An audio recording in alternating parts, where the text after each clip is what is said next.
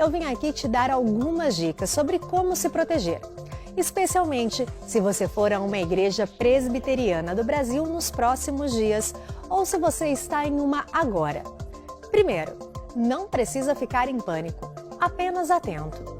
Evite contato físico e não encoste as suas mãos no nariz, olhos ou boca, sem aperto de mãos, abraços ou beijos, especialmente na recepção da igreja. Evite aglomerações. Lave bem as suas mãos e antebraços, principalmente ao chegar de locais públicos, e abuse do álcool em gel 70%. Mantenha seu celular, relógio e itens de uso constante bem higienizados. E não compartilhe itens de uso pessoal. Use máscaras e, se você estiver com algum sintoma, procure um médico imediatamente. No mais, mantenha-se saudável, alimente-se bem e durma pelo menos 7 horas por noite. Lembrando que o vírus é transmitido pelo ar e pelo contato. Então, cuide-se e busque informações em fontes confiáveis.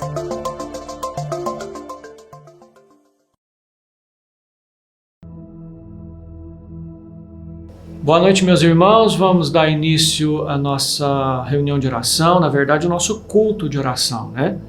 O momento em que nós nos juntamos, nos reunimos virtualmente para buscar a presença de Deus, para orarmos a Ele por motivos pontuais que nós vamos apresentar aqui. Eu quero iniciar lendo com você o livro de Jó, no capítulo 5, versos 8 a 16, a palavra de Deus que diz assim: quanto a mim, eu buscaria a Deus e a Ele entregaria a minha causa. Deus faz coisas grandes e insondáveis, maravilhas que não se podem enumerar. Faz chover sobre a terra e envia águas sobre os campos. Põe os abatidos num lugar alto e conduz os enlutados a um lugar seguro. Deus frustra os planos dos astutos para que não possam realizar seus projetos. Ele apanha os sábios na própria astúcia deles e o conselho dos que tramam não chega a vingar. De dia eles encontram as trevas e ao meio-dia andam tateando como se fosse noite. Porém Deus salva da espada que lhes sai da boca, salva os necessitados das mãos dos poderosos. Assim há esperança para o pobre. Nós vamos orar, meus irmãos. Esse é um texto que nos faz pensar muito nos dias que nós estamos vivendo agora. Nesse tempo de pandemia, nesse tempo de pessoas enlutadas, de pessoas que têm sofrido bastante, de uma administração pública confusa, de uma polarização que não traz nenhum benefício para nós. Nós estamos, na verdade, sofrendo como vítimas não só da pandemia, mas de algumas outras coisas que a acompanham, e nós devemos orar. A nossa esperança está no Senhor, que frustra os planos daqueles que não têm compromisso com verdade, que salva aqueles que passam dificuldades, que consola os enlutados. Nós vamos orar. Eu quero convidar você para orar comigo agora pelo nosso país que sofre com os efeitos dessa crise sanitária, dessa pandemia. Vamos orar.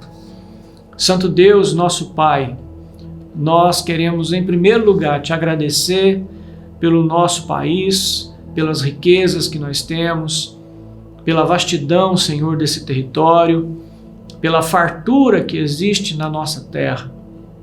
Aprove ao Senhor dar autonomia, integralidade a esse território todo, dá a nós a oportunidade de aqui vivermos. Nós te agradecemos, Senhor, por sermos povo brasileiro nessa terra que o Senhor mesmo fez. Nós te agradecemos, ó Deus, porque mesmo com tantas lutas e dificuldades, o Senhor tem mantido este povo. E dentre este povo, muitos irmãos, muitas igrejas, muitos que confessam o nome do Senhor, muitos que têm joelhos dobrados diante de Ti, e muitos que têm padecido, Senhor, com todas as decorrências dessa pandemia. com todo o infortúnio que essa crise sanitária mundial tem trazido ao nosso povo brasileiro. E nós te suplicamos que o Senhor estenda a boa mão do Senhor, o Senhor console os enlutados, o Senhor sare os enfermos, o Senhor visite os necessitados, o Senhor seja com a consciência da classe política, o Senhor trabalhe, ó Deus, na vida, no coração daqueles que estão comprometidos com o bem social, mas que o Senhor frustre os planos daqueles, Senhor, que não têm compromisso com o bem público, que tratam a coisa pública com desdém ou como patrimônio pessoal. Em nome de Jesus, Senhor, intervenha, dá-te pressa em socorrer o nosso povo. Nós estamos aguardando na providência do Senhor nesses tempos difíceis, na esperança que temos em Ti, para que tenhamos dias melhores.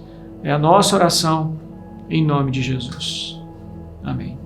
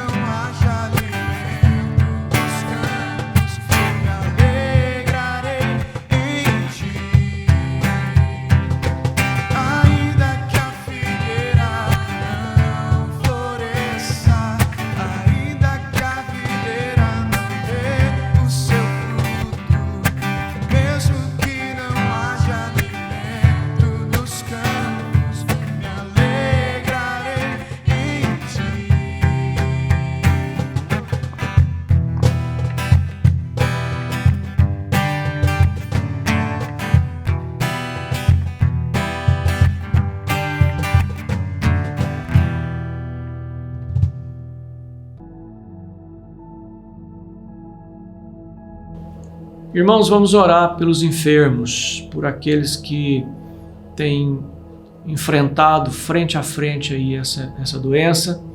Vamos orar pelas famílias desses enfermos, para que Deus abençoe com recursos materiais, médicos, provisões médicas, para que o Senhor Deus traga consolo, traga uma assistência do próprio Senhor nas questões emocionais relacionadas ao enfrentamento de uma enfermidade. Nós estamos falando muito de Covid, mas não só de Covid vive o nosso tempo, né? Tantas outras doenças que estão afligindo a população, nosso povo brasileiro. Nós vamos orar pelos enfermos de modo geral, vamos orar pelos enlutados. Não podemos fechar os nossos olhos para esta realidade. Pessoas muito próximas que estão perdendo seus entes queridos. A cada dia nós temos uma notícia. Que o Senhor Deus traga consolação para nós. Faça o seguinte, aí na sua casa, junto com a sua família, feche os seus olhos, se puder ajoelhe-se aí no sofá da sua casa ou na beira da sua cama, onde quer que você esteja, vamos orar ao Senhor, vamos clamar pelos enfermos, pelos necessitados e pelos enlutados, em nome de Jesus. Oremos ao Senhor.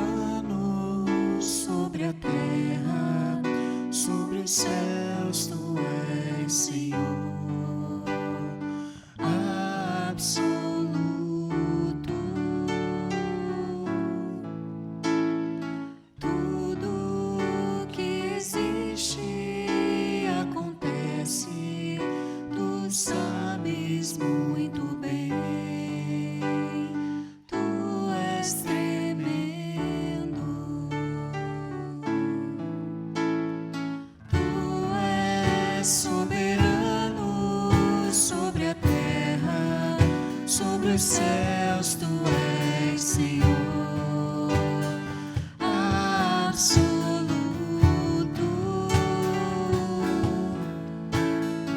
Tudo que existe acontece, tu sabes muito bem. Tu és tremendo.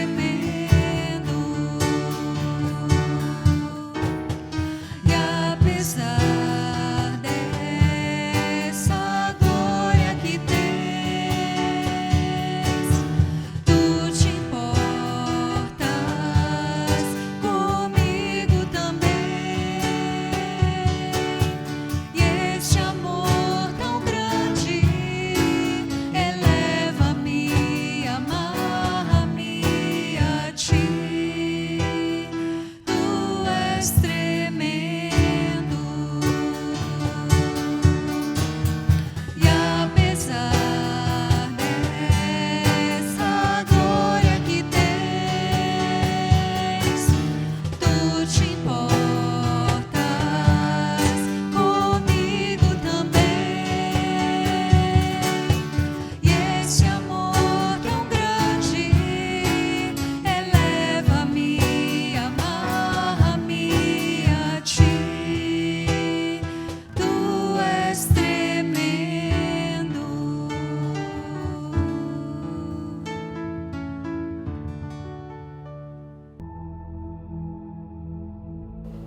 Sabemos que os dias são difíceis, mas isso não nos impede de fazermos planos e de termos sonhos. Certamente você tem sonhos, os mais variados, desejos, projetos em relação à sua família, à sua casa, à sua vida profissional ou à sua vida estudantil, ou quem sabe, por que não dizermos, né, um período de férias com a sua família, para você descansar. Você sabia que o ócio é uma bênção do Senhor? Nós necessitamos parar para descanso, para recobrar as nossas energias. Isso é bênção, isso é de Deus. Quem sabe isso também venha fazendo parte dos seus planos. Certamente, irmãos, nós temos sonhos e planos e projetos. E esse é o momento em que nós podemos colocar isso diante de Deus, apresentar para o Senhor. Eu sei que você já tem feito isso, mas esse é um instante solene em que a igreja do Senhor reunida, mesmo virtualmente, nós podemos colocar isso diante do Senhor, esperando que Deus, o nosso Deus, venha ao nosso encontro e nos abençoe em relação aos nossos projetos, aos nossos sonhos e aos nossos planos. Vamos orar em nome de Jesus.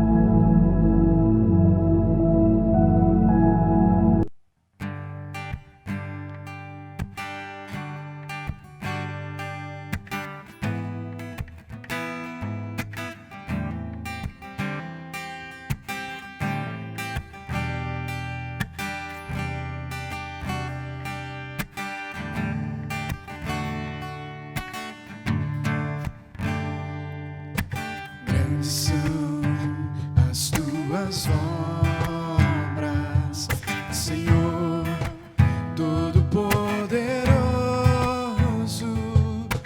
Justos e verdadeiros são os teus caminhos.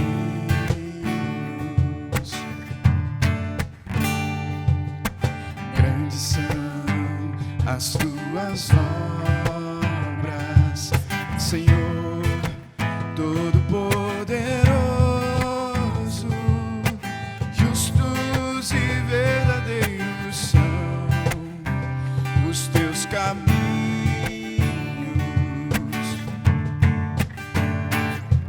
Ó Rei das nações, quem não temerá, quem não glorificará teu nome?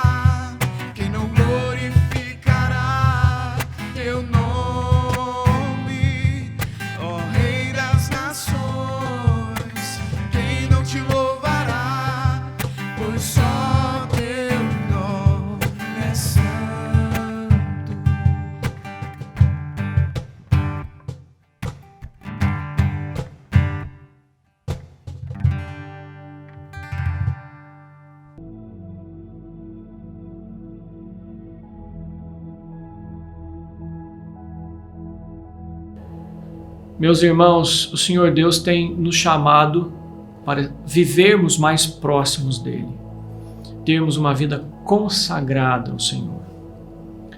Nesse mundo onde nós vivemos, muitas coisas tentam tirar isso de nós, tentam nos afastar, tentam mudar o nosso foco para outras coisas, mas a palavra de Deus nos exorta a vivermos olhando para o alto, lá onde Cristo vive, olhando para o Senhor, o nosso autor e consumador da fé que nós temos. Nós somos convidados pelo Senhor a sermos mais consagrados a Deus. E esse é um momento também especial em que nós podemos nos apresentar diante de Deus numa oração solene, clamando ao Senhor na coletividade da igreja, para que Ele nos auxilie nessa vida mais consagrada. Quem sabe esta não seja a oportunidade que você estava aguardando para fazer uma renovação de votos com Deus, de voto de fidelidade, de voto de buscar mais a Deus, de estar mais na presença do Senhor. Esse é o momento para nós nos consagrarmos ao Senhor. Vamos orar por isso, em nome de Jesus.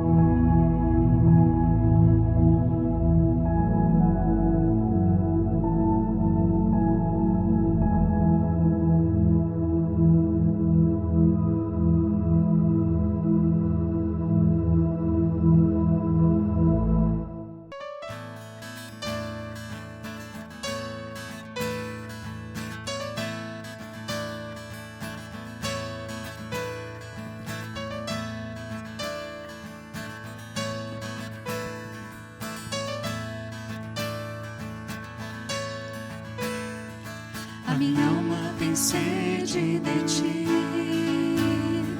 meu espírito anseia por ti, como criança, dependo de ti. Tua presença é descanso pra mim, alegria e conforto sem fim, mais do que tudo desejo a ti. Dia a dia tu me guias, me revelas teu amor. Como posso agradecer tua vida em meu viver? Eu desejo estar contigo em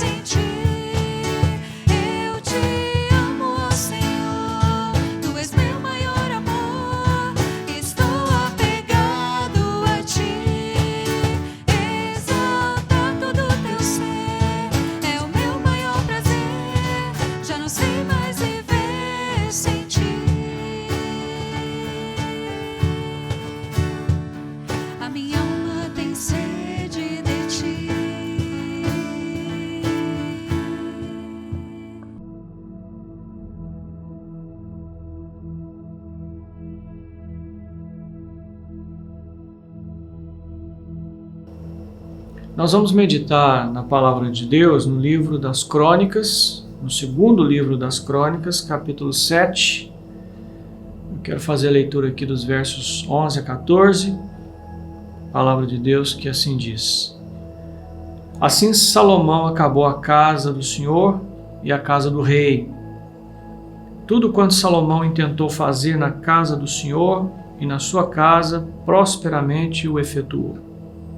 De noite apareceu o Senhor a Salomão e lhe disse: Ouvi a tua oração e escolhi para mim este lugar para a casa do sacrifício. Se eu cerrar os céus de modo que não haja chuva, ou se ordenar aos gafanhotos que consumam a terra, ou se enviar a peste entre o meu povo, se o meu povo que se chama pelo meu nome se humilhar e orar e me buscar e se converter dos seus maus caminhos, então eu ouvirei dos céus, perdoarei os seus pecados e sararei a sua terra. Meus queridos irmãos, em 1 Crônicas, capítulo 17, o rei Davi planejou construir um santuário para o Senhor, mas Deus não o permitiu. O Senhor disse que Salomão, o filho de Davi, seria quem realizaria essa obra. Disse Deus a Davi, naquela ocasião: quando a sua vida chegar ao fim e você se juntar aos seus antepassados, escolherei um de seus filhos para sucedê-lo. É ele que vai construir o templo para mim. Em 2 Crônicas, capítulo 2 até o capítulo 7, nós encontramos o registro do cumprimento desta palavra. E após a construção do templo, inicia-se uma grande solenidade de consagração. E nessa solenidade, 3 momentos muito apoteóticos se destacam. O primeiro é a própria oração de Salomão, pedindo que Deus ouvisse dos céus a oração que fosse feita ali naquele lugar consagrado. O segundo momento é a glória do Senhor, que então enche o templo ali onde Salomão havia orado, ou estava orando.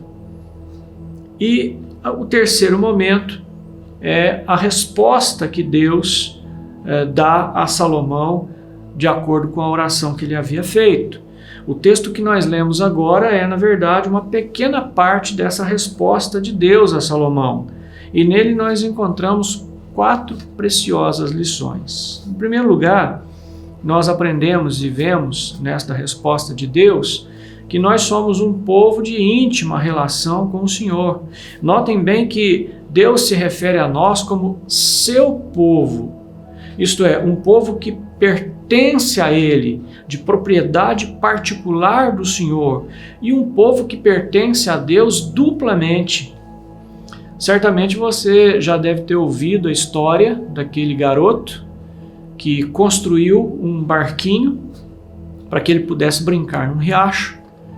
E um dia ele foi brincar naquele riacho com aquele barquinho e ele, num momento lá em que ele distraiu, o barquinho acabou entrando por uma corredeira e aquela corredeira levou o barquinho embora. Ele perdeu o seu barquinho. Passado algumas semanas, ele foi na feira da cidade. E ao chegar na feira da cidade, passando pela barraca de um homem, ele viu lá o seu barquinho. E ele então olhou para aquele moço daquela barraca e disse: moço, esse barquinho é meu, eu perdi. E aí o moço respondeu para ele com muita falta de educação, falou: olha, perdeu, isso é problema seu, achado não é roubado, quem perdeu foi relaxado. Se você quiser de volta, você vai ter que comprar o barquinho de mim. E o menino pergunta para o moço: quanto custa esse barquinho? E o homem deu o preço. Ele foi em casa, pegou lá as economiazinhas que ele tinha, quebrou o seu cofrinho, voltou correndo, comprou o barquinho, e quando ele estava voltando com o barquinho na mão, ele olhou para o barquinho e disse: você é meu 2 vezes.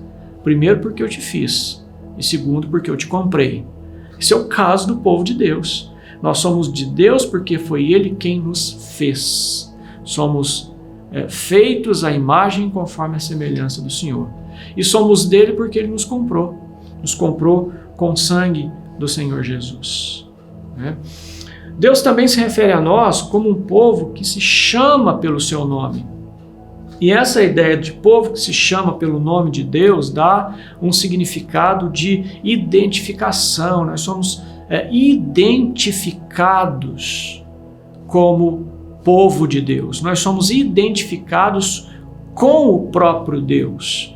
A partir de um momento em que alguém se refere a nós mesmos, nos referimos a nós como povo de Deus, existe essa identificação, essa ligação que não pode ser quebrada de forma alguma. Então existe uma íntima ligação nossa com o Senhor. E nós aprendemos isso no texto, quando Deus nos chama de seu povo e seu povo que se chama pelo nome dele. Em segundo lugar, mesmo sendo povo amado de Deus, com íntima ligação com o Senhor, nós não estamos livres de sofrimentos. A teologia da prosperidade erra quando afirma que os crentes fiéis não sofrem. Mas os crentes, mesmo os mais fiéis, os mais dedicados, também passam por aflições. Às vezes nós sofremos por causa da nossa própria imprudência, por causa dos nossos pecados, por causa da nossa negligência. Outras vezes nós sofremos por causa do pecado dos outros. Outros, com os seus erros, com as suas inadequações, acabam atingindo a gente, afetam a gente. Há momentos que sofremos por causa da condição caída do mundo. O mundo jaz no maligno, o mundo está debaixo da maldição do pecado. É um lugar de dores, é um lugar de sofrimentos e nós acabamos fazendo parte disso. E às vezes nós sofremos por juízo de Deus, que é o caso visto aqui no texto, especialmente no verso 13, quando nós lemos o Senhor dizendo: se eu cerrar os céus de modo que não haja chuva, ou se ordenar aos gafanhotos que consumam a terra, ou se enviar a peste sobre o meu povo. Então há uma ideia aqui de que há sofrimentos pelos quais nós passamos que são resultantes da mão do Senhor para nos disciplinar, para nos ensinar alguma coisa, para nos reconduzir ao caminho correto, como diz o salmista, né? Foi-me bom ter passado por aflições para que eu aprendesse os teus decretos. Então o Senhor também manifesta um juízo amoroso, porque Deus é Pai que disciplina o seu povo. Então existe a possibilidade de sofrermos pela mão do juízo de Deus, a disciplina do Senhor. Mas em terceiro lugar, nós aprendemos aqui no texto também que o Senhor Deus sempre vem ao nosso encontro com a sua misericórdia. No texto há 4 expressões que descrevem os atos da misericórdia de Deus. A primeira expressão aparece no verso 12, quando nós lemos lá que apareceu o Senhor a Salomão. Em outras palavras, Deus visitou a Salomão. Deus esteve junto dele. Deus vai ao encontro de Salomão. A segunda expressão aparece nos versos 12 e 14, são muito evidentes, que é a expressão ouvi a tua oração e a expressão eu ouvirei dos céus. A ideia de que o Senhor Deus é aquele que não desdenha as nossas orações. Eu particularmente gosto muito dessa expressão. Deus não faz pouco caso daquilo que nós falamos. E olha que nós não sabemos orar como convém. Oramos inadequadamente muitas vezes, oramos sem a paixão necessária muitas vezes, oramos formalmente muitas vezes, oramos de uma maneira que o nosso coração não esteja tão envolvido com aquele ambiente de oração, com aquela hora de oração, com aquele instante. Nós oramos inadequadamente. A despeito de tudo isso, a despeito de quem nós somos, o Senhor não despreza, Ele não desdenha a nossa oração. Ele ouve, e Ele ouve sempre. Uma terceira expressão aparece também no verso 14, diz o texto, o Senhor dizendo, perdoarei os seus pecados. É um ato de graça, o Senhor vindo ao nosso encontro com o perdão tão necessário que nós precisamos. Quem nunca foi dormir com a consciência pesada? Quem nunca se sentiu sujo diante de Deus? Quem nunca se sentiu um verme na presença de Deus? Em que há necessidade urgente de, para nosso próprio deleite, descanso e paz, nós repararmos nas promessas do Senhor que diz que Ele perdoa, Ele restaura, E há uma quarta expressão também no verso 14, que é a expressão sararei a sua terra, que é aquela ideia do Senhor entrar com sua providência. Seja para nos socorrer em questões espirituais, seja para nos socorrer em questões temporais, materiais, problemas na saúde, dificuldades financeiras, problemas de relacionamento, complicações no trabalho, dificuldades na família. Nós temos diversas necessidades dia após dia e é necessário para nós, para o nosso desfrute e deleite, que o Senhor Deus venha com a sua providência e nos socorra. Nós precisamos de socorro. Talvez você hoje aqui, me ouvindo e pensando aí, esteja esperando um milagre. Deus fazer um milagre na sua vida, no seu coração, no seio da sua família, nas suas finanças, no seu carro, na sua saúde. Nós precisamos da intervenção de Deus. E existe a ideia estampada aqui no texto que o Senhor Deus vem, sara a terra, a situação. O Senhor Deus é aquele que muda a nossa sorte. Em quarto lugar, nós aprendemos no texto que há condições específicas para que tenhamos acesso à misericórdia de Deus. E o verso 14 descreve tais condições. A primeira condição é se humilhar, é reconhecer pecados. Não tem como nós acessarmos ou recebermos graça e misericórdia sem o reconhecimento da nossa condição de miséria, de pecado, de impotência, de fragilidade, de inadequação. A Bíblia diz que Deus rejeita o soberbo porque o soberbo acha que não precisa de nada e nem de ninguém e nem de Deus. Mas a Bíblia diz que o Senhor Deus, que habita em lugares altos, também está no coração do contrito, do compungido, do abatido, porque quando nós rendemos diante de Deus e nós declaramos que não somos nada e nem temos força alguma, então uma primeira condição para que o Senhor nos assista com misericórdia é que nós nos humilhemos na presença dele. A segunda condição, obviamente, não poderia ser outra além de orar, de buscar a Deus, de suplicar por socorro. Não tem como nós acessarmos a misericórdia e a graça do Senhor sem conversar com Ele, sem falarmos com Ele, sem estarmos na presença dEle. E essa oração, evidentemente, você sabe, pode ser falada, ela pode ser pensada, ou talvez ela nem tenha palavra alguma. A Bíblia diz que o Senhor Deus é poderoso para fazer infinitamente mais do que tudo aquilo que pedimos ou pensamos em oração. Por que não pensar assim? E a Bíblia diz também, o Senhor Jesus, quando combate aqueles fariseus e religiosos do seu tempo que gostavam de orar nas praças para serem vistos pelos homens, ele vai dizer: entra no teu quarto, fecha a porta e ali em secreto Deus vê a tua oração. Interessante, irmãos, Deus nos vê no ambiente da oração. O Senhor conhece, mas é necessário que nós o busquemos por meio da oração.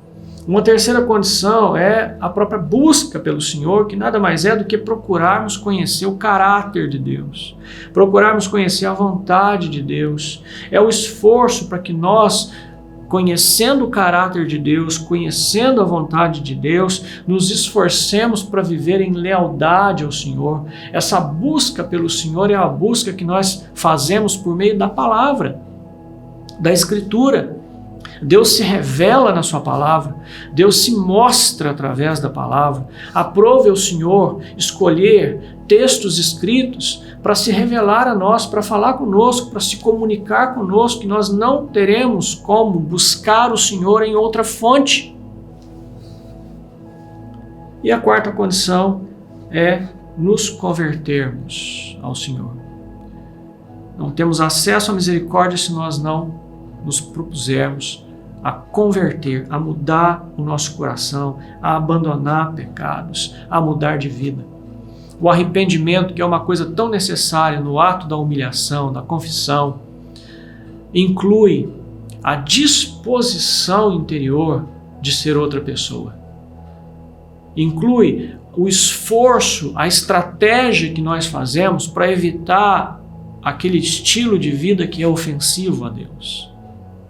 Isso tudo faz parte dessa condição de se converter, de mudança, de arrependimento, de um renovo diante de Deus. E eu quero terminar com uma palavra final para todos nós. Se você está em Jesus, Deus tem chamado você para viver intimidade com Ele. Se você está em Jesus, você é povo de Jesus. Você é povo de Deus. Você se chama, se identifica com o próprio nome do Senhor Jesus. Mas o Senhor tem chamado você para viver em íntima comunhão com Ele. Isso é muito importante nesses tempos em que nós estamos vivendo. Nesses tempos em que nós não estamos tendo a oportunidade de mais constantemente estarmos reunidos na casa de Deus, buscando o Senhor, estando na presença dEle em celebração e em comunhão, isso faz com que um problema possa vir a acontecer e de repente esteja acontecendo em diversas igrejas, que é o povo se espalhando, o povo debandando, o povo perdendo seu foco, o povo abandonando a intimidade com o Senhor.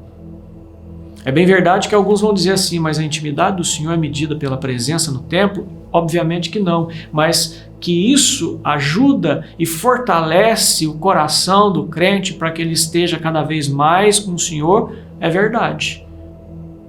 Tanto que a própria palavra de Deus vai dizer que nós não podemos deixar de congregar. E mesmo sendo amigo de Deus, é importante a gente saber que nós passaremos por sofrimentos e tribulações, dificuldades as mais variadas. E quando essas tribulações e dificuldades nos sobrevierem e atingirem a nós e a nossa família, o Senhor Deus certamente virá ao nosso encontro. Se for problema de dificuldades espirituais e morais, Ele vai nos socorrer com perdão. Se a aflição for problemas de ordem material, Ele vai nos socorrer com providência. Pela graça de Deus, Ele nos fez povo da aliança. E Deus cuida do seu povo. E quando as coisas ficam ruins para nós, irmãos, finalizando então, nós devemos orar com fervor, reconhecer os nossos erros, abandonar os nossos maus caminhos, buscar conhecer o Senhor cada vez mais e renovar os nossos votos de fidelidade ao Senhor. Deus, o nosso Pai, haverá de cuidar de nós, haverá de cuidar da sua igreja, porque Ele é o Deus fiel, o Deus que cumpre as suas promessas. Mas Ele requer de nós intimidade, dedicação, fidelidade e amor declarado em verbo e em vida. Vamos orar. Pai Santo e Deus bendito, nós queremos nesta noite te dar graças, te bendizer o nome, reconhecer, Senhor, que o Senhor é absolutamente poderoso e soberano, que não há outro Deus além do Senhor em quem nós podemos nos refugiar, em que nós tenhamos condições de obter socorro. Só o Senhor tem palavras de vida, só o Senhor, ó Deus, pode intervir na nossa vida, na nossa família, na nossa igreja, com poder, com graça, para perdoar pecados, para nos socorrer nas dificuldades as mais variadas desta vida. Nós agradecemos o Senhor porque o Senhor tem cuidado de nós e te pedimos que no nome de Jesus o Senhor nos auxilie a nos dedicarmos mais ao Senhor, a buscarmos mais a Tua presença, a valorizarmos, ó Deus, uma vida de oração, a nos consagrarmos mais a Ti, a nos preocuparmos com a nossa santidade, com o nosso empenho em servir o Senhor sempre. Abençoe a Tua igreja, Senhor, fortaleça o Teu povo e nos aproxime, ó Deus, mais do Senhor, levando cativos corações e pensamentos, mentes, intelectos e emoções, para a glória do nome do nosso Salvador e para o bem da Igreja do Senhor, em nome de Jesus. E agora, irmãos, que a graça do nosso Senhor e Salvador Jesus, o amor de Deus e a comunhão do Espírito Santo repousem sobre todos vós hoje e para todos sempre, no nome do Pai, do Filho e do Espírito Santo. Amém.